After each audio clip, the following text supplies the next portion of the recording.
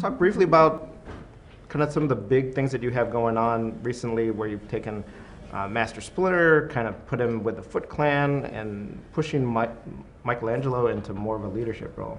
Sure. Tom? It's what specifically with Master Splinter. I guess generally speaking, when we started doing this, gosh, 6 years ago now, I had some specific ideas, some beats I wanted to hit.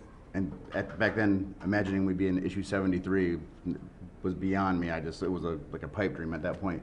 But that was one of those beats that early on, the reincarnation aspect to our origin, the battle between Splinter and Shredder, and then Splinter taking over the Foot Clan were beats that I wanted to hit specifically. That kind of, when I first did the pitch, I thought that would be something new and different and maybe a little bit shocking.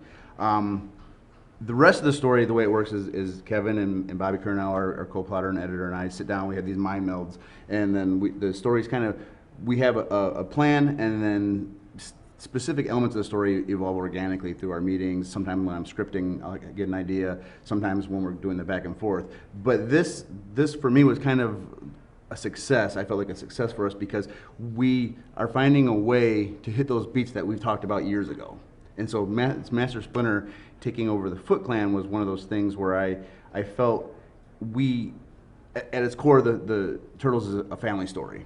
And what would test a family more than dad who the boys basically worship, going off and taking control of the enemy and basically working for the enemy, and then saying, you have to come work for the company.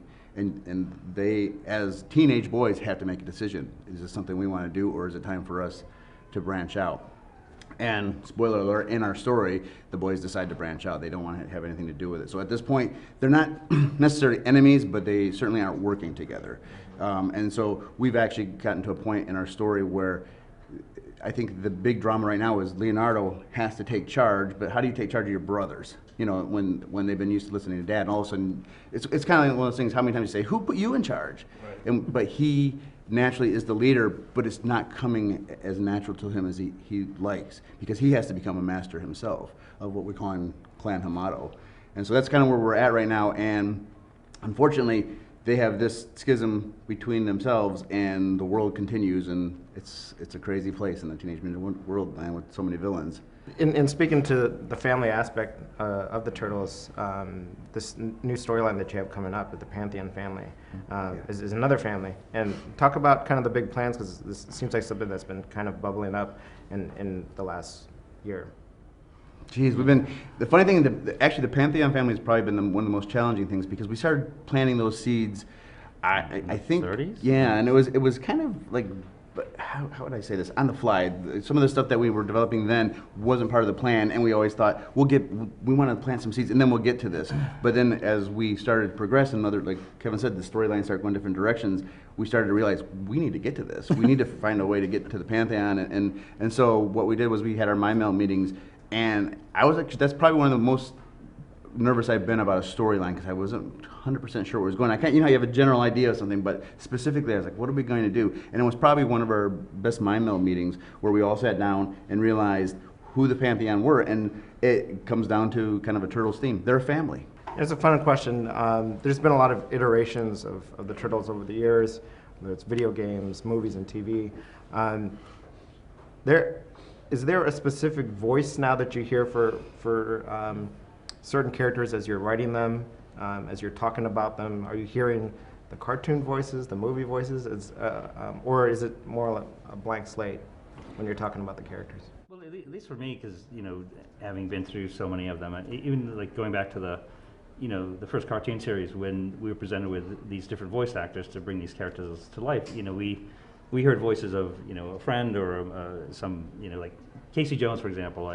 Casey Jones was created in '85, and '86 Big Trouble in Little China came out, and ever since that, every time I write Casey Jones, I think of Jack Burton. What would Jack Burton do? Yeah. So that's a voice I had for that. But it was very different, with the voices that they chose for the first movie. That was the first cartoon. That was the voices I had for a while writing the cartoon. But when we were working on the comic books, it was always went back to what Pete and I originally imagined. you know, these days it's, you know, I spend most of my time on the comics in the way that Tom writes, you know, the characters, those are the voices, you know, I hear. It's just the way, you know, it's not a particular person and not a particular movie actor. It's not that. I hear the way you write them. It's sort of like, yeah, I think my inspiration came, a lot of it came, I really like the 4Kids series a lot, and then the CGI movie in 2007. Those are ones that I really enjoyed. I mean, I liked everything, but those for some reason really struck a chord with me. And I think a lot of it was the early stories, early episodes of that series really hung tight to the Mirage origin and Mirage story. So it was exciting for me. But it's funny, I just actually wrote a video game called Mutants in Manhattan, and we got to see Matteo Santaluco's designs in that game, and so we obviously had voice actors in the cutscenes, and so I'm kind of feeling that now when I write. But it also showed me, as well as those cutscenes were done in the game, and as well as it turned out, that I could completely see us doing an animated movie in that style with the IDW style, and that's something we dream about all the time. We talk about it and hope it happens, because I think there's space for that. I always told Kevin, I said, at the very least, I wish we could do like DC and do like these directed DVD things and tell some of the stories.